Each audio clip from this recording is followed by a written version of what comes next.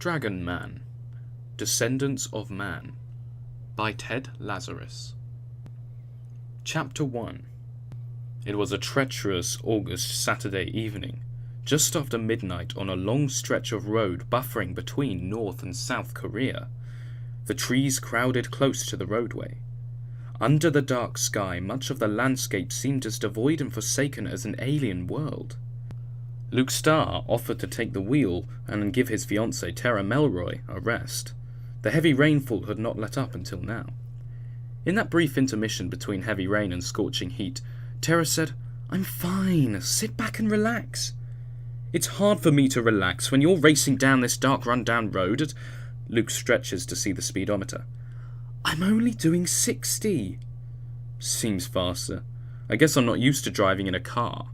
Give me an SUV any day over this little Honda. Hard to believe you run a private detective agency. With those powers of deduction, I think you'd have a hard time finding your butt with your hands in your back pocket." Ha ha. Tara made a funny.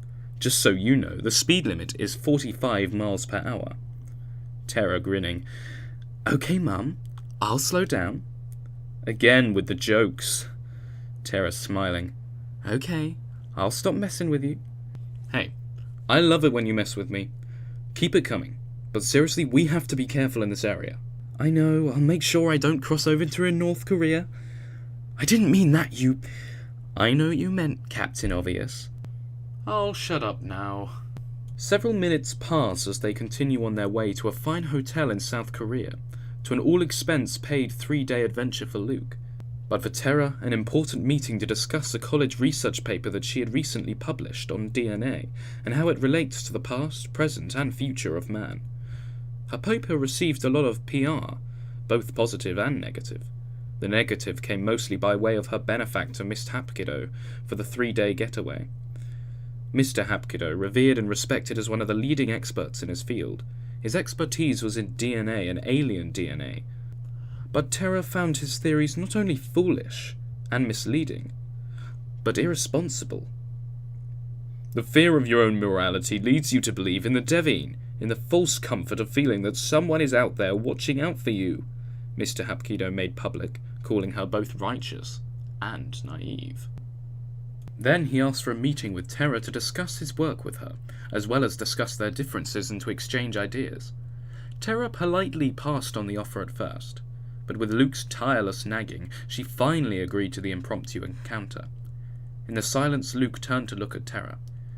"You've been kinda quiet. What are you thinking about?" "Oh, nothing, just nothing." "What's bothering you?"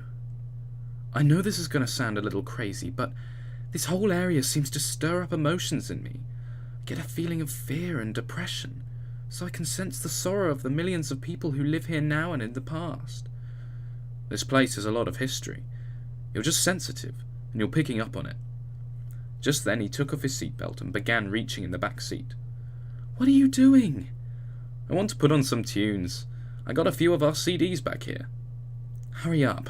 Make sure to put on something on like that." "Everything is a negotiation with you. Okay, I'm taking requests. Put on whatever you want. Get your seatbelt on." Luke smiles. "I will as soon as I'm ready, Mum." "You won't be smiling if we get in an..."